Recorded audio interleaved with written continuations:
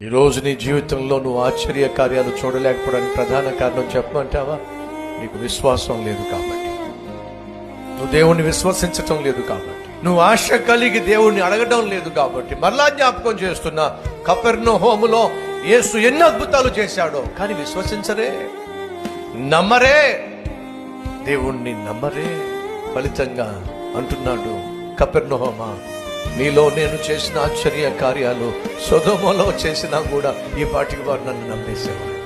సహోదరుడా, సహోదరి, నీ చుట్టూ దేవుడు చేస్తున్న ఆశ్చర్య కార్యాలు దేని కొరకు తెలుసా? నీ విశ్వాసాన్ని బలపరచడానికి.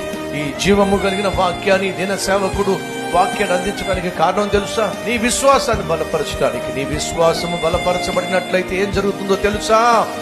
నీ జీవితంలో నువ్వు ఆశించిన దానికంటే, ఊహించిన దానికంటే అత్యద్భుతము కళ్ళారో చూస్తాం, చూడాలి అని దేవుడు ఆశిస్తాడు.